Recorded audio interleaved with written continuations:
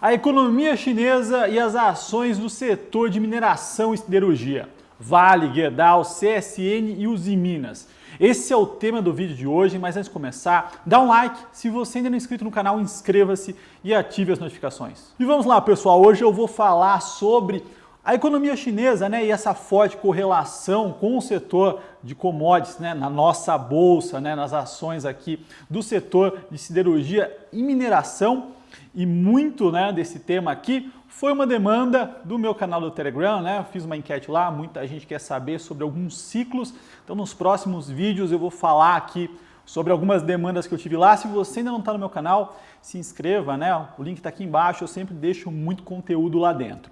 E vamos lá, acho que a primeira coisa que chama a atenção é esse movimento de alta das ações atreladas ao setor.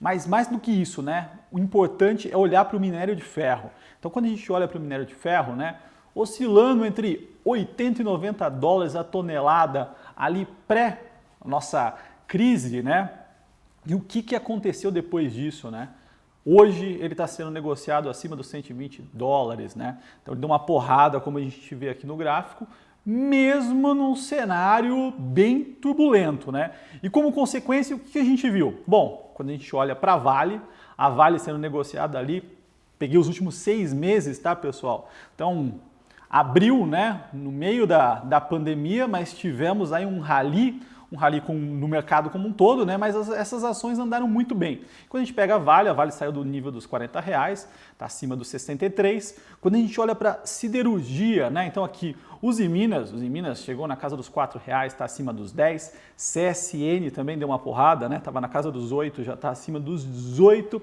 E Gerdau estava na casa dos 12 aí, sendo negociado acima dos R$22. Bom, e quando a gente olha para esse outro gráfico aqui, a gente vê um movimento, Claro, aqui as empresas têm uma forte correlação e isso aqui está todo atrelado a alguns pontos específicos, Bom, e quando a gente olha essa correlação, as empresas estão nitidamente correlacionadas e tudo isso está atrelado à economia chinesa e eu vou explicar um pouquinho para vocês, tá? Então, bom, minério de ferro, 90% do minério de ferro no mundo é utilizado para fazer aço, tá?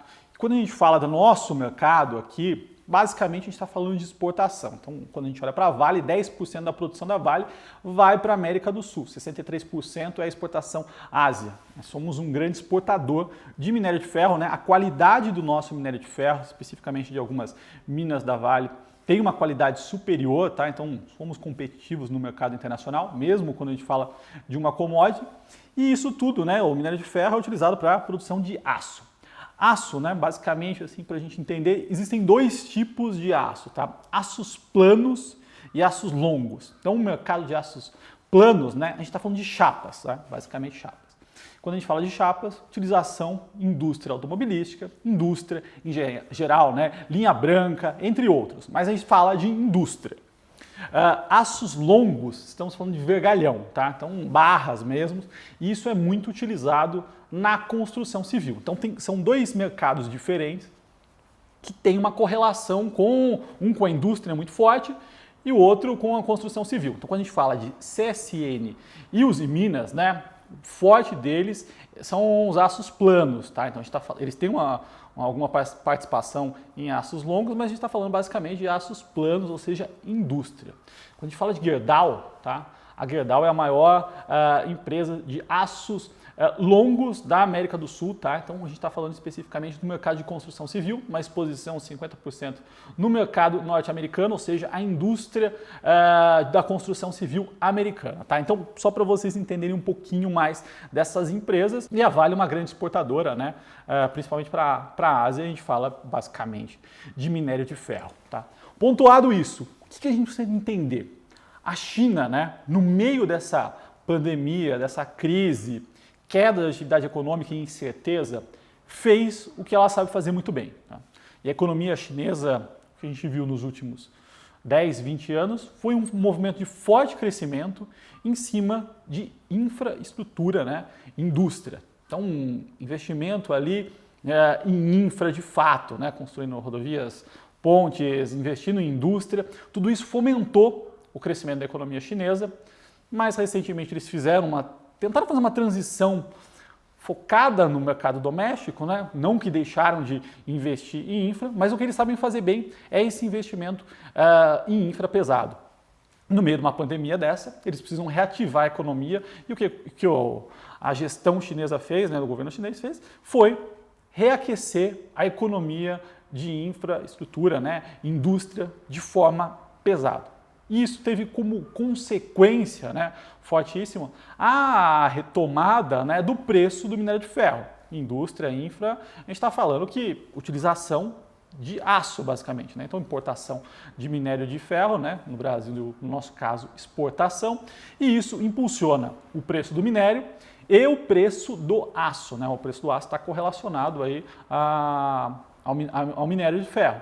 Então, o preço do minério de ferro, né, acaba balizando o mercado de aço, não que a gente exporte, né, aço para a China, mas acaba ajudando aí no lado das negociações de preço, tá? Então, isso é muito importante e a economia chinesa, né, ela está retomando. Então, dado esse mercado todo e dado essa atividade econômica na China, eles estão conseguindo fomentar a economia por lá e isso vai manter, né, esse mercado, né, de minério de ferro, de aço. Bom, então temos aqui um ciclo, né, não como vimos aí na época de 2000, né, explosão do minério de ferro, mas no curto prazo temos a economia chinesa fomentando essa indústria e eu trouxe alguns dados para vocês observarem. Uma das coisas importantes, né, que a economia chinesa está fazendo, né, é dar liquidez, é fomentar o crédito. Então, quando a gente pega aqui, eu peguei o crescimento dos empréstimos ano contra ano, tá? Então, a gente está falando aqui year over year. Então, o crescimento anual, tá? Desde de fevereiro, né, que lá o impacto forte da pandemia foi em fevereiro. Então, ali a gente já via um nível de crescimento do crédito forte. Depois disso, né, eles até aceleraram e a gente vê um nível aí de crescimento em relação ao ano passado de 13%. Então, estão fomentando o crédito, que ajuda a fortalecer a economia, mas outras medidas mais do lado de infra mesmo é o que está de fato ali impulsionando a economia chinesa. Eu trouxe alguns dados importantes para a gente ver. Produção industrial. Então, produção industrial despencou naquele momento, né? Em fevereiro a gente viu uma queda de 13%. Depois disso, né? Depois de abril, a gente só viu a produção industrial na China crescendo, tá? Então, ela vem crescendo aí no último mês, que foi agosto, disponível, acima de 5%. A economia lá está crescendo, a gente vai ver provavelmente a China mostrando, né, um crescimento, um PIB positivo em 2020, tá? Vai ser uma economia aí que conseguiu se sair muito bem. Outro dado importante, tá, é o dado de lucro industrial. Então, esse dado divulgado mensalmente, o último é de agosto, que mostra como está, né, como está a variação do lucro da indústria chinesa, e o que a gente vê nos últimos dados é um crescimento acima de 19% em relação ao ano passado. Então, indústria, lembrando que indústria é um setor onde você tem muito custo fixo, né? Então, se você tem alguma variação na receita, isso acaba impactando muito a última linha. Quando você consegue crescer 19% o lucro, isso mostra que as coisas estão bem, né? Então, e a gente vê aqui que foi pontual, né? Foi bem no início ali da crise, e depois disso eles retomaram e conseguiram mostrar um crescimento no lucro da indústria. Mais um ponto importante, tá? Para mostrar como a economia chinesa está retomando, né? É a taxa de desemprego. Então, eles tiveram lá um spikezinho no desemprego, né, que saiu de 5,2 para 6,2 de fevereiro para março.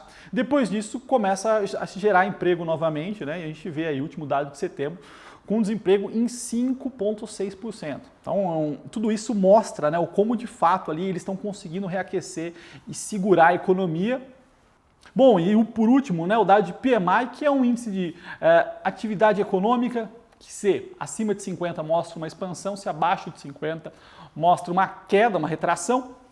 Existem algumas divergências sobre o dado de PMI na China, né, que ele não é muito justo, entretanto a gente usa ele e observa, e o que a gente vê, né, o PMI composto, que é industrial mais serviços, que pós-março, né, tem uma série aqui acima de 50, né, ou seja, com expansão nos últimos meses aqui, setembro, acima de 55, mostrando um crescimento econômico. Então, tudo isso, né, mostra como a economia chinesa está retomando, ela está forte, né? Ela vai mostrar um crescimento, ela está fazendo aquilo que ela sabe fazer, que é fazer a indústria, fomentar a infra por lá, e tudo isso demanda de muito aço, ou seja, muito minério de ferro, que acaba impulsionando o preço do minério de ferro e tem um impacto direto nas nossas ações aqui, tá? Vale, Gerdau, Usiminas e CSN. Lógico que cada empresa tem um mercado específico, né? Uma está mais construção civil, outra mais indústria. Muitas delas aqui, muitas das nossas, né, tem uma exposição ao mercado local, são coisas específicas, só que tudo isso acaba fomentando, tá? Eu vou comentar um pouquinho mais nos próximos vídeos sobre a questão do aço, né, e a construção civil também. Então, se você ainda não é inscrito no canal, inscreva-se, dá um like nesse vídeo e até o próximo.